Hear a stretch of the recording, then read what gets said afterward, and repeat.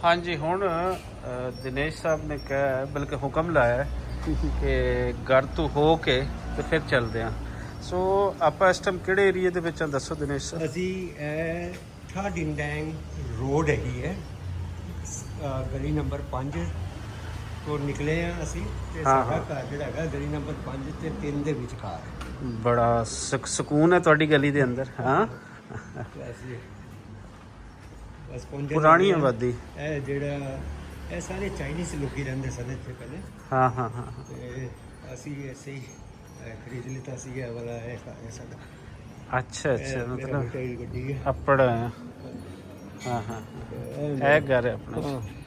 ਲਓ ਜੀ ਅਸੀਂ ਆਪੜ ਹੈ ਦਿਨੇਸ਼ ਸਾਹਿਬ ਦੇ ਘਰ ਤੇ ਤੁਹਾਨੂੰ ਇੰਜ ਦਾ ਘਰਾਂ ਦੇ ਸਾਹਮਣੇ ਕੋ ਥੋੜਾ ਹਟ ਕੇ ਬਹੁਤ ਜ਼ਿਆਦਾ ਲੋਹੇ ਦਾ ਇਸਤੇਮਾਲ ਇਹ ਆਈ ਥਿੰਕ ਸਿਕਿਉਰਿਟੀ ਪਰਪਸ ਦਾ ਕਰਕੇ ਹੈ ਜਾਂ ਕਿ ਇਹਨਾਂ ਦਾ ਕੋਈ ਇੱਥੇ ਡਿਜ਼ਾਈਨ ਹੀ ਇੰਜ ਦੇ ਲੋਕ ਪਸੰਦ ਕਰਦੇ ਨੇ। ਇਹ ਵੀ ਇੱਧਰ ਵੀ ਦਿਨੇਸ਼ ਸਾਹਿਬ ਅਸੀਂ ਸਭ ਤੋਂ ਪਹਿਲੇ ਜਿਹੜੇ ਮਿਲੇ ਸੀ ਉਹ ਸਾਡੇ ਸਨ ਇਨ ਲਾ ਸੀ। ਕੀ ਨਾਮ ਉਹਨਾਂ ਦਾ? ਸਾਹਿਲ। ਸਾਹਿਲ ਕਿੱਥੋਂ ਹੈ?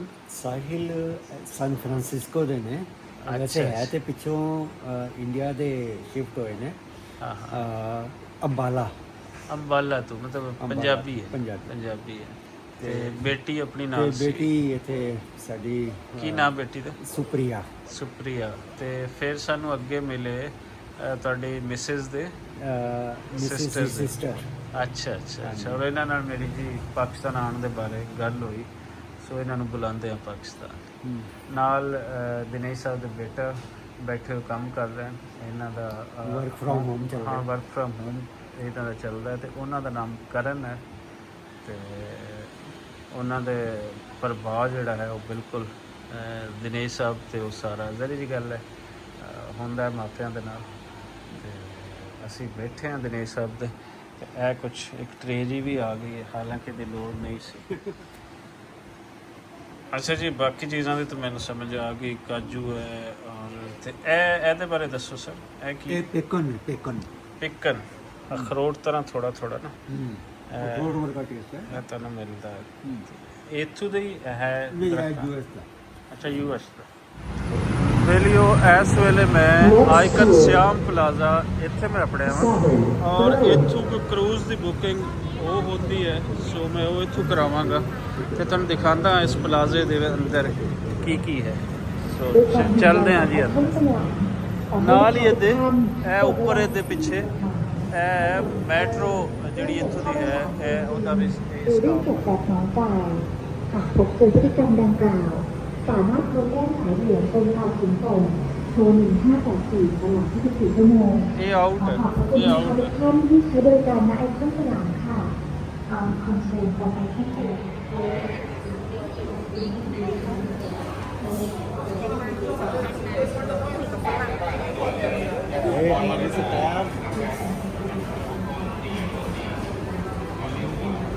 ਆਈਕਨ ਸਿਆਮ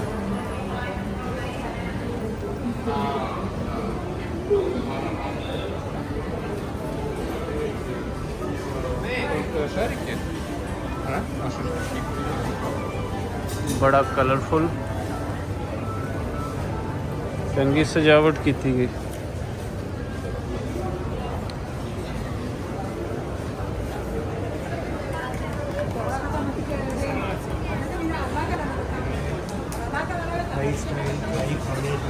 जी जी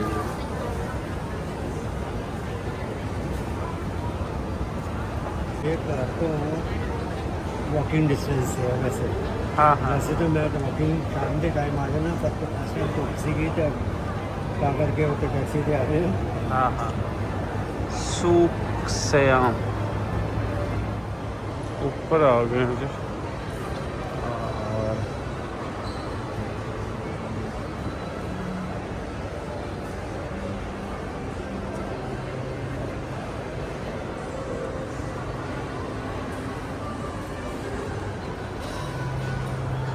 लेडीज़ का मनपसंद एरिया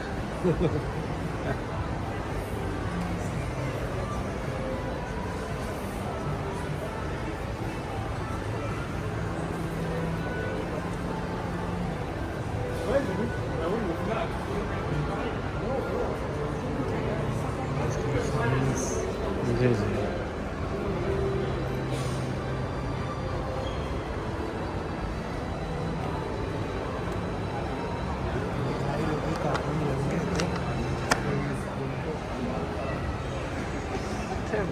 बहुत सारे बाकी कंट्रीज तो टूरिस्ट आए हुए होंगे और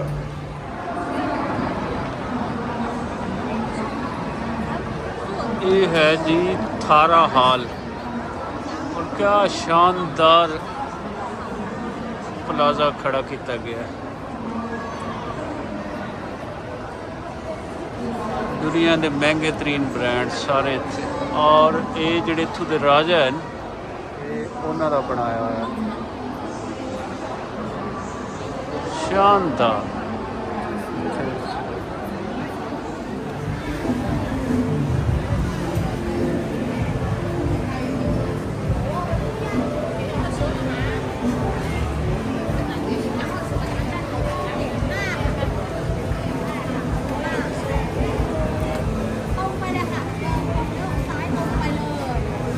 ਤੇ ਸਟਰਕਚਰ ਅਗਰ ਦੇਖੀਏ ਤੇ ਥਾਈਆਂ ਦਾ, ਜਾਪਾਨੀਆਂ ਦਾ, ਚੀਨੀਆਂ ਦਾ ਆਲਮੋਸਟ ਇੱਕੋ ਹੀ ਤਰ੍ਹਾਂ ਦਾ ਹੈ, ਲੇਕਿਨ ਇਹਨਾਂ ਦੇ ਅੰਦਰ ਹੁਣ ਇੱਥੋਂ ਦੇ ਰਹਿਣ ਵਾਲੇ ਉਹ ਪਛਾਣ ਲੈਂਦੇ ਆ ਕਿ ਇਹ ਥਾਈਲੈਂਡ ਤੋਂ ਹੈ, ਇਹ ਫਲਾਣੇ ਕੰਟਰੀ ਤੋਂ ਹੈ। ਆਮ ਬੰਦੇ ਨਹੀਂ ਪਤਾ ਚੱਲੇਗਾ। ਸਾਰੇ ਥਾਈ ਫੂਡ ਇੱਥੇ ਤੁਹਾਨੂੰ ਦੇਖਣ ਨੂੰ ਮਿਲਦੇ।